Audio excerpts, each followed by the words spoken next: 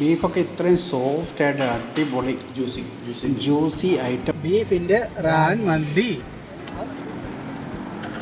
മറ്റേ നല്ല കിടുക്കാച്ചി ഒരു ബീഫ് റാൻ മന്തിയാണ് ഞങ്ങൾ ഇന്ന് കഴിക്കുന്നത്. അഞ്ചലിലാണ് സംഭവം. ഇത് കണ്ടോ, ഇങ്ങോട്ട് അടിപൊളി റൈസ്, അതിൻ്റെ കൂട്ടത്തിൽ സ്പെഷ്യൽ ചട്നിയുണ്ട്. ചോറിങ്ങനെ അങ്ങോട്ട് ഒരു പീസ് ചെയ്ത് അങ്ങോട്ട് എടുക്കണം. ഇങ്ങനെ ഒരു പീസ് അങ്ങോട്ട് എടുത്ത് ബീഫൊക്കെ ഇത്രയും സോഫ്റ്റ് ആയിട്ട് അടിപൊളി ജ്യൂസി ഐറ്റമാണിത്. ഏകദേശം റിബിൻ്റെ തന്നെ റിബ് പോർഷനൊക്കെ കിട്ടിയേക്കുന്നത്. അപ്പോൾ അത് സൂപ്പറാണ്. ഇതുപോലെ ഇങ്ങനെ മയോണൈസൊക്കെ ചേർത്തിച്ചും മസാലയൊക്കെ ചേർത്ത് സ്വർഗമാകാം സ്വർഗം. റൈസൊക്കെ നല്ല സൂപ്പറായിരുന്നു.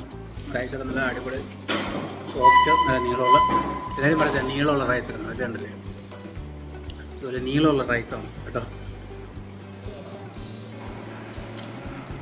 അതായാലും ഡിജിറ്റൽ സെലക്ഷനുള്ള കട, ഈ കട ഇത് തന്നെയല്ലേ പറഞ്ഞേ? ഇഷ്ടപ്പെട്ടു കേട്ടോ. ആണോ? ഈ ബീഫിൻ്റെ ഈ ഒരു സോഫ്റ്റ്നെസ്സും അതുപോലെ തന്നെ അതിൻ്റെ ആ മസാലയൊക്കെ എന്ന് പറയുന്നത് കിടുക്കം മസാലയായിട്ട് പിടിച്ച്. നമ്മളിന്ന് പെരിപ്പരി റാൻ, മട്ടൺ റാൻ നമ്മളന്ന് കഴിച്ച പോലെ തന്നെ ഇതാണ് ബീഫ് റാനാണ് ഇത് സാധനം കേട്ടോ. ബീഫ് റാൻ എന്ന് പറയും സാധനം. കഴിക്കൂ, കുട്ടിക്ക് കൊടുക്കൂ, കുട്ടി കഴിക്കട്ടെ. ഞാനോ? ചേട്ടാ, അപ്പോൾ ഞങ്ങളിവിടെ വന്ന് ഏകദേശം നല്ല അടിപൊളി ബീഫ് റാൻ മന്തി കഴിച്ചു. അതിൽ വളരെ ഇഷ്ടപ്പെട്ടു. എവിടെ നമ്മുടെ ഈ കട?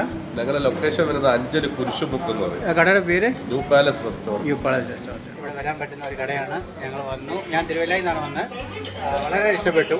നെക്സ്റ്റ് ഇനി വരുമ്പോൾ ആ സമയത്ത് നമ്മൾ വീഡിയോ ഷെയർ ചെയ്യാം. അതുപോലെ തന്നെ ചേട്ടൻ്റെ കടയിൽ വരിക, അടിച്ചു പൊളിച്ച് കഴിച്ചിട്ടൊക്കെ ഇറങ്ങാവുന്നതാണ്. നിങ്ങൾക്ക് എല്ലാത്തിനും മുടക്കുന്ന കാശിന് വർത്താണ്. ഓക്കെ.